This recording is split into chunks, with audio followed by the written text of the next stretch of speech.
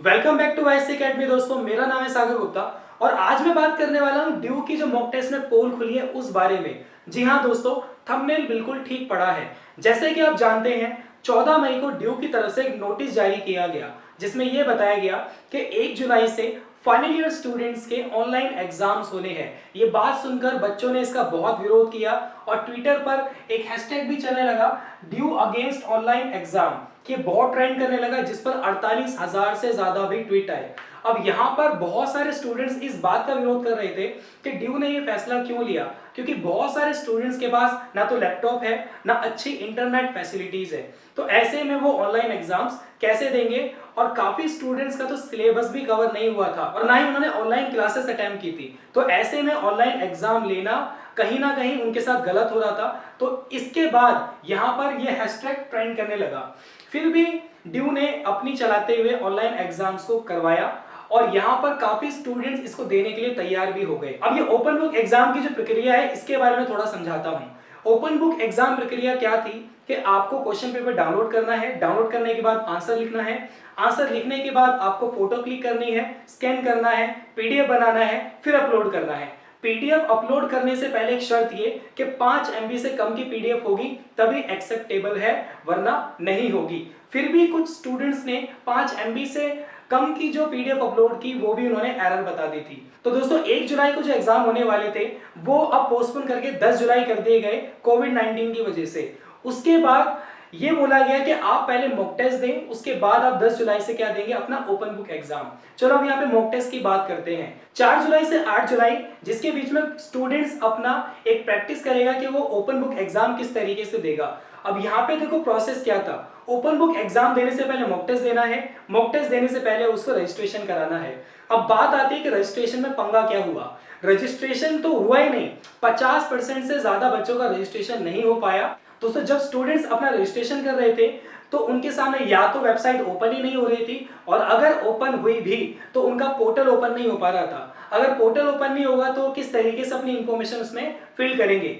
फिर भी यहाँ पे अगर इंफॉर्मेशन फिल कर दी तो उनके पास ओटीपी नहीं आया, अगर ओटीपी नहीं आ रहा तो उसके बाद उनका पासवर्ड जनरेट नहीं हो रहा, और पासवर्ड जनरेट नहीं हो रहा तो उनके पास क्वेश्चन पेपर कहाँ से आएगा। अब यहाँ पे दोस्तों एक चीज आप समझो कि कुछ स्टूडेंट्स इसमें सक्सेसफुल भी रहे, उनका सब कुछ ये ओपन हो गया और उन्होंने क्वेश्चन पेपर डाउनलोड करना शुरू किया।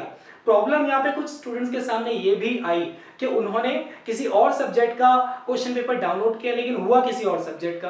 तो ये प्रॉब्लम्स भी यहाँ देखने को मिली। फिर भी यहाँ पे अगर बच्चे सक्सेसफुल रहे तो अब बात आती है कि क्वेश्चन पेपर डाउनलोड करने के बाद आंसर को अपलोड करना। अब अपलोड करने के लिए उनको क्या करना है, पहले उसकी फोटो क्लिक करनी है, फिर बनाना है उसका पीडीएफ। पीडीएफ होना चाहिए 5 MB से कम का। यहाँ पर प्रॉब्लम ये कि 5 MB से अगर ज्यादा का पीडीएफ बनेगा तो अब उनको कंप्रेस करने के लिए एक अलग एप्लीकेशन चाहिए, या फिर उनको जाना पड़ेगा साइबर कैफे जिसमें होना था उनका टाइम वेस्ट। और इसी कारण यहाँ पे काफी सारे स्टूडेंट्स ये सबमिट ही नहीं कर पाए।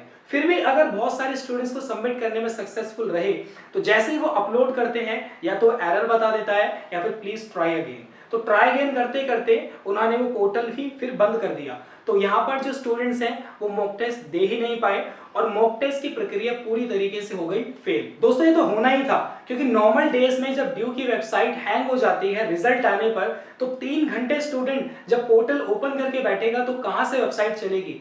वो वेबसाइट क्रैश हो गई और ओपन बुक एग्जामिनेशन के लिए जो मॉक टेस्ट होना था ये हो गया फेल। यहाँ पर हाई कोर्ट ने दिल्ली यूनिवर्सिटी को फटकार लगाते हुए बोला कि जब आपको पता था कि आपकी वेबसाइट में ही दम नहीं है, जब आपको पता था कि आपकी पूरी तैयारी ही नहीं है, फिर आपने open book exam online exam लेने का फैसला लिया ही क्यों।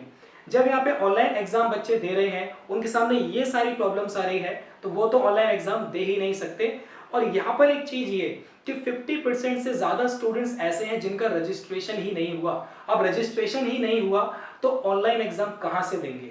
यहाँ पर अब जो फैसला लिया गया, दिल्ली यूनिवर्सिटी की तरफ से एक नोटिस हाल ही में जारी हुआ है जिसमें यह बताया है कि ऑनलाइन एग्जाम अब कर दिए गए हैं पोस्टपोन। अब सवाल ये उठता है कि पोस्टपोन तो कर दिए, क्या अब ऑनलाइन एग्जाम्स होंगे या नहीं होंगे, होंगे तो कब होंगे। दोस्तों इस बारे में अभी कोई भी अपडेट नहीं आया। यहाँ पर जो स्टूडेंट्स हैं सभी के सभी परेशान हैं कि ऑनलाइन एग्जाम अब कब होंगे। फिलहाल तो ये पोस्टपोन हो गए हैं और मुझे नहीं लगता है कि अब ये अगस्त से पहले आपके होंगे। तो देखते हैं कि कब होगा। लेटेस्ट अपडेट मैं आपको बहुत जल्दी दे दूंगा। आप मुझे कमेंट करके बताइए कि आपके सामने क्या प्रॉब्लम आई थी, आपने किस तरीके की प्रॉब्लम फेस की, क्या रजिस्ट्रेशन हुआ या नहीं हुआ, कमेंट सेक्शन में जरूर बताएं। दोस्तों मिलता हूं आपसे जल्दी एक अपडेट लेकर कि ऑनलाइन एग्जाम्स में क्या होना है क्या नहीं होना है। चैनल सब्सक्राइब करके बेल आइकन जरूर दबा लेना ताकि नोटिफिकेशन टाइम पर आपको मिल जाए। मिलता हूं आपसे अगली वीडियो में। Bye bye, thank you.